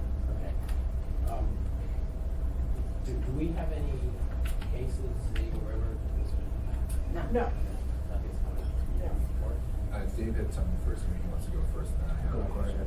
Well, I just, so one kind of broader point sort of concern I did have here is that, so we are putting in code the sort of additional protections that John had originally proposed and we kind of all agreed on that had to do with the 200-foot and sort of the conceptualizing of the zones of influence. I think you call them spheres of influence. I think you got that from the, anyway, so the issue I see is that, so that was intended to create that additional separation. At the same time we did that in the AIM, we also gave the industry some, I don't know, protection is the word, but some certainty about using marked crosswalks on major arterials. That's not in here, is that right? So what we've done basically is made it stricter for the industry, and we put that into code, the 200 foot, the 500 foot. But the things that allow the industry to function, we've kept that in an AIM that presumably could be overturned very quickly and easily. So. AIM is guidance for implementation, right? Right, which we can change on a whim. Well, and we can change this too. Well, but it's an ordinance, and so I think you would agree probably that ordinances in general are a little more solid than policy memos. And so we've put the things that the industry kind of wasn't thrilled about into ordinance, and we've kept the things that, do you see what I'm getting at I here? do. So, I mean, one thing we could do about that is we could try to boil down the AIM into a definition of shortest practical pedestrian route and put that in the definitions in chapter 14 in the ordinance. Alternately, and I think I would want to check this with legal, we could define shortest practical pedestrian route as defined in AIM 150/2016. So referring to an AIM within the code. I don't know if legal would say, I don't know if, I think, I'll check with legal about whether, I mean, that would be easiest because this is long, it would be hard to condense, but I can certainly do one of those two things. Yeah, I think of those two, if legal lets us do it, the second idea is better, if only because we put a lot of effort and work into the AIM. And yeah, I kind of want to memorialize that in code. I think also if you had a new, entrepreneur looking to go in this industry, hopefully they'd hire an attorney to help them. But if they didn't, they went and they read through our code. There's nothing in here that they would kind of know to look at that AIM to find out what that means. So. Anything else? I just wanted to just kind of talk on what Amy had already said. Hugh, I get your point. I mean, I think, generally speaking, less is more. However, from an application standpoint, our department needs clarity so that we can provide a consistent application of code so that you, the industry, can rely on that interpretation across the board. So I get where you're coming from, but I think that we need to provide, obviously, some of these issues that have been brought up have been issues for us. We brought them up. We need some clarity. So I just want to make that point. Thank you. You, if you're really briefing on the point. Well, hey, I'm a member of the public, and it's hard for us to come to these meetings, and so hopefully appreciate it. I hope, bottom line is, what Amy said was bitching and moaning, but what I was really saying was an alternative, which is to shift the paradigm. And that's really what I was trying to get at, and because it's contrary to her, it's not bitching and moaning, it's a different perspective from the public. That's a hard time getting here in most decisions. Yeah. That was your No, I got two questions. These are material questions. Two material. First question: are major arterials out of here? No, and that was our discussion here. Okay, that's good. We had a assembly memorandum that we passed a meeting ago, regular Tuesday meeting. Okay. That defined practical pedestrian route. There were aspects of that required changes to Title 21, so we're focusing here on just the changes to Title 21, correct? Correct. And that took a slightly different process because this is an ordinance and that was a memorandum. Okay, that's you answered my question. What Forrest is recommending is we bring that AIM into code, which seems to have some pretty solid points in it, so that may also happen. One thing I might ask, and it's logical, and I really don't want to do it, but you are making material changes to the ordinance, and you've already had a public hearing, and are you going to have another public hearing? There's a public hearing on Tuesday. No, this is introduced on Tuesday. The public hearing would be probably the 20th. So there's a public hearing on the changes that would be proposed here, and possibly others that as we kick this around will come up with. So there will be, we have this version here, there will be a substitute version, it's called, that will be introduced on Tuesday. Right. And John, quite frankly, on the 20th, this comes in front of us. The assembly members can make changes then to the document. Simply because it's introduced doesn't mean it's fully read until we actually pass the body and sign the law. Is there any other comments here? Mr. Parrish, would you like to come up and address this? Thanks for your time, everyone. Seems like you're doing a professional job at this. It's a controversial subject. And your name is? Oh, I'm sorry. Being recorded. Yes, my name's Steve Perrins. Just for the public. I also run a youth camp and help troubled youth, and I see huge problems, and it's all over the news about drug issues in our state and higher crime. I think that a lot of these businesses are going to be high targets for crime. Some of the business owners expect to be robbed. So I would like to see a bigger buffer zone around these areas to protect our children. There's one shop on Arctic that's opened up that's almost right across the street from a drug-free school zone sign. I think that sends a very wrong image to our kids. I would like to see it more like the 1,000 feet like Chugiak or Eagle River did for the Anchorage area as well. I think that would be a great proposal there. Also, you talked about protecting the kids, and one of the proposals was areas that are permanent playgrounds or sports areas where the children hang out. And I think that could be a little broader as well. If kids are regularly known to hang out in an area, I think those should be protected as well. I personally would like to see these businesses in areas that just are away from our children to protect them. So I think that there will be crime there, and maybe there's a getaway car going down through a school zone or something with kids walking home.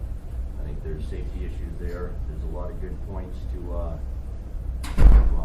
make some changes here. So I'm glad that we're trying to move it out of the school zones itself. That's pretty ironic that they could be inside a drug-free school zone. But I think we need a bigger buffer. I'd be happy to work with stuff on trying to get that done. I think that you're not seeing more testimony like this because you're going to hear from the industry who has a financial interest in it. I've got to make a living and do my job, and I'm not here for any financial gains, just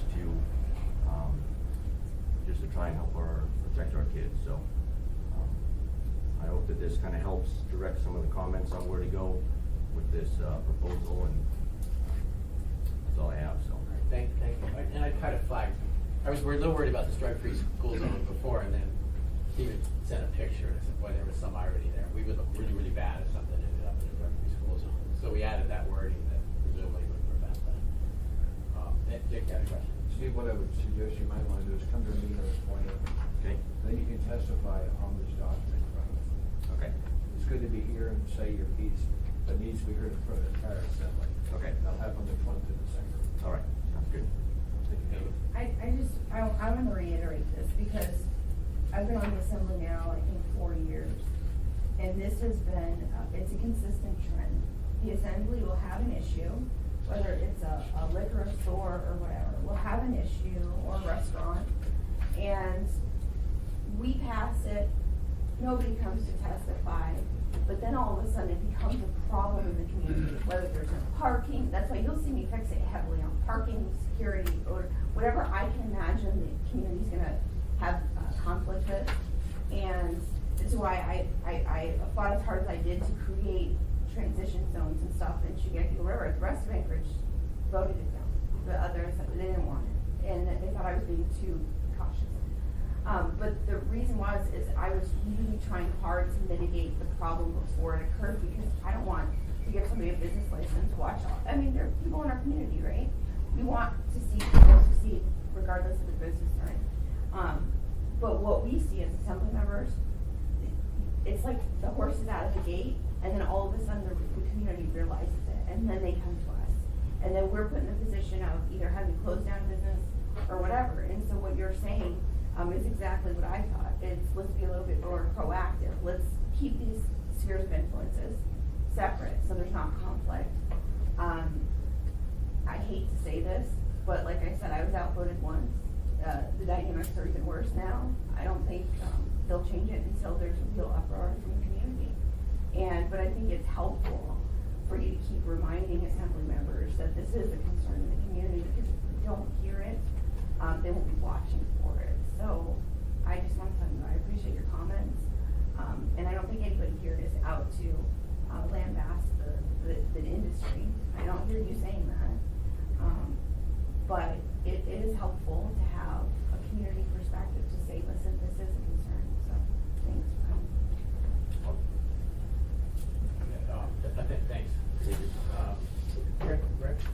just wanted to clarify that this is an economic and development meeting and not a personal inquiry. So, Somewhat, we got emails and questions such as you, and, but all these are important. It's, well, it's just, Part of my like Amy opinion, said. not the correct time and place for that. It should be in front of the Yeah. assembly, like Mr. Trainee said. All right, thank you. So, And I guess I would just go more to that, we've been working on these ordinances, and there's been so many articles in the newspaper, and we started this about 20 months ago. And so to date now, people have dumped their entire retirement accounts. They have invested heavily in this industry, worked really hard with the assembly, with our local leaders for 20 months. And then to just now, like you haven't been not under a rock and now come to give input.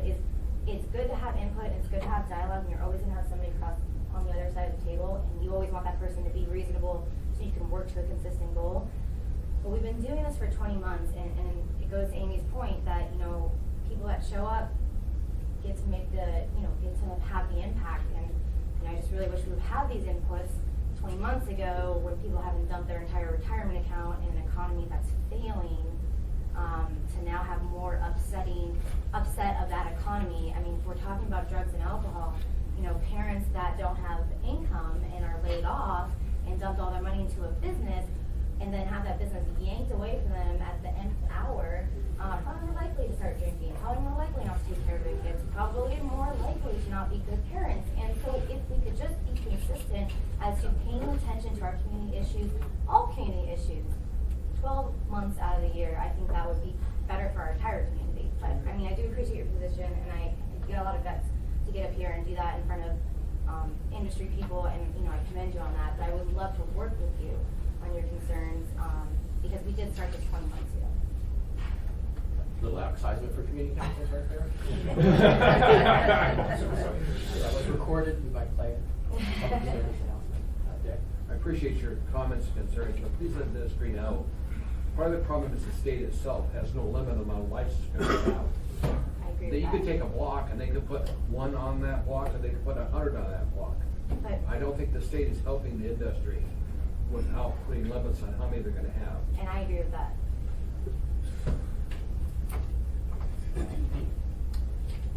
Thank you, Mr. Chairman. And I just have to say that we have to keep another thing in mind.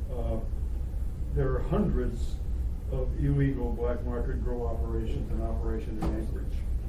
We have no idea where these are operating, but I would venture to guess that there are dozens of them that are within 30-second walk of school zones right now. And I can guarantee you that those black market business people will never ever check anyone's ID when they're selling their product. Every single retail operation in the state of Alaska will not sell to anyone unless they have an ID that says they're 21 years of age. And if there's any question whether that could possibly be a fake ID, there's a good chance that they won't sell to them even if they look like they're over 21, just because there's a question about their ID. These business people are not looking to take any chances to get themselves in trouble so that they could lose their business. They are going to be more than diligent to make sure that every single customer they have is a person that is of legitimate age. And so the worry that some people in the community have about these establishments that are going to be legal, legalized in law, or already are legalized in ordinance, that there's going to be a problem with them. I think they're missing the main point of the reason many people voted for legalization in the first place 2 years ago, was so that we could control the sale of marijuana, so that at some point in the future we would at least have an opportunity to keep it out of the hands of people under the age of 21. Right now that opportunity is not available because all the product that's being sold, well, in Anchorage right now, is being sold on the black market. There is no legal retail establishment open in Anchorage at this point. Right, thank you. Board? Are we done discussing this ordinance, and are we gonna take any more of these, applications on, or are we gonna wait till tomorrow? Those will wait tomorrow. We informed the applicants that would be. I'm not on this committee, so I can't move to adjourn. Okay, well, I wanted to kind of get to that point and say, do we want to summarize what's going on with this, and then we're done? Do we want to carry over discussion for tomorrow? Or? Well, I would say, there was nothing when we discussed this that, I think it's helpful. I support this, and provided we fix obviously the error I made before, and just have consistency in the interpretation of an equal number is 1,000 foot. I support this. I think it's gonna be helpful to the staff as they try to implement. And I like Forrest's idea of referencing the AIM, if we can do that, because we did put a lot of time and effort into that. And I think that would be a good way to, especially a new person coming into the industry, as they're trying to figure out the rules, they know, okay, wait, what is this AIM, this reference, let me go to it. So I do like that idea. Just have reference AIM or put it in the definition? Well, whatever way we Why can- referencing the AIM? Yeah. Okay. John, we could have Erica bring us an inspiration for Tuesday's meeting, that would be nice. Okay. I can see no benefit in doing it tomorrow. Right. Bring it up. And that S version has the grandfathering, the change on Chugach Eagle River, some reference or reference to the AIM, make that overt. And maybe some adjustments to the athletic field definition to address some of the things we discussed. Regarding game. Fire or whatever it is. Okay. I wanted all kinds of Okay, stuff. First, you're great for new turf. Hey, LARP mini sports. And I'm sorry, sir, do you want the effective date to be January 1? I would. I don't have a problem with that, because I think that's probably the cleanest, easiest way to do that. That might be faster, because if we do this on the 20th, then they have basically 11 days holidays in there. Is it realistic for word to get out to people who are have signed a lease and not submitted to the state, get word out to those people, hey, you got 10 days, end of year holiday season, to just get in real quick to make the state? I mean, is that realistic? John, one thing, just keep in mind, because we bring it forward, doesn't mean that somebody's gonna adopt that. Somebody can simply delete that section and not have any grandfather put onto it. I mean, Well, because the you whole deal with point 11 is people. severe, yeah, influence, we just don't know. And you have to remember, I think it's more than 11 days notice, truly, because it's being introduced tomorrow, so it's almost a month's notice. If anybody watches, and one thing I've found in the industry is anytime you do anything regarding marijuana, they're very aware of what we're doing, because it does affect their livelihood. So I'm fine with it at January 1, I'd be fine with it at February 1 too, frankly. Let's go January 1, and then it's a quick change if we pull it over and here at the public hearing. That's too bad. Okay, yeah. So we could adjourn, or we just have a couple more minutes, and maybe if anyone else who came today, just real briefly, we have 5 minutes left.